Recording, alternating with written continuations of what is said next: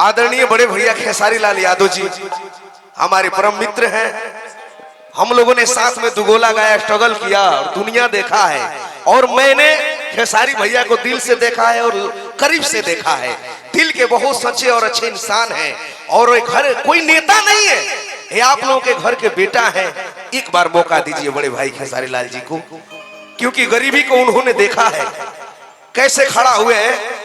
मैंने करीब से उनको देखा है, तो मैं उम्मीद करता हूं कि आप लोग 118 छपरा विधानसभा क्षेत्र के तमाम जनता जनार्दन भाई माई बहन आपन एक एक कीमती बहुमूल्य वोट 6 तारीख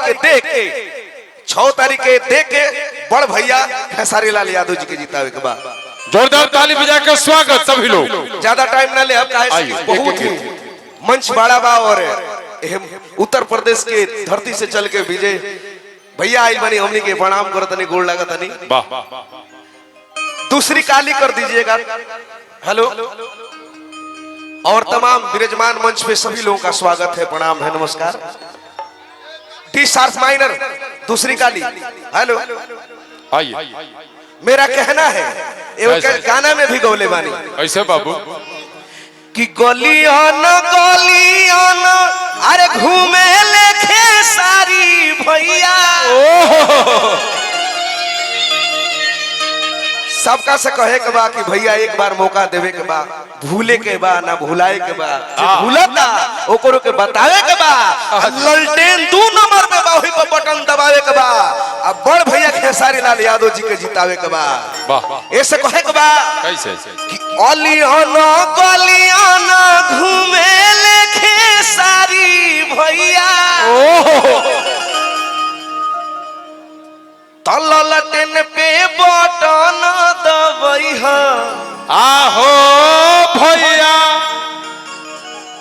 आई नहीं के विजयी बनैहा आहो।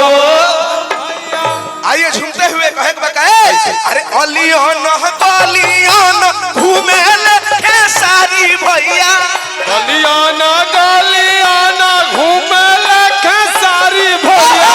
गलियान घूमे लेखे सारी भैया। गलियान घूमे लेखे सारी भैया। लालटेन पे बटन दबैहा आहो भैया। लालटेन पर बटन दबैहा आहो भैया। नहीं के विजयी बनैहा आहो भैया। नहीं के विजयी बनैहा आहो भैया। नहीं कोनो नेता हुए घरा के बेटा हुए। नहीं कोनो नेता हुए घरवा के बेटा हुए। नहीं कोनो नेता हुए घरा के बेटा हुए। और कहा ऐसे तो लालटेन पे बटन दबैहा आहो भैया। लालटेन पर बटन दबैहा आहो भैया। भैया खेसारी के जीतैहा आहो भैया। भैया खेसारी के जीतैहा आहो भैया। जिंदाबाद खेसारी भैया जिंदाबाद। वाह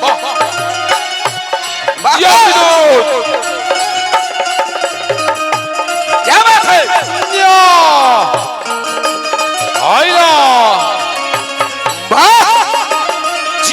भैया खेसारी के जीतैहा आहो भैया।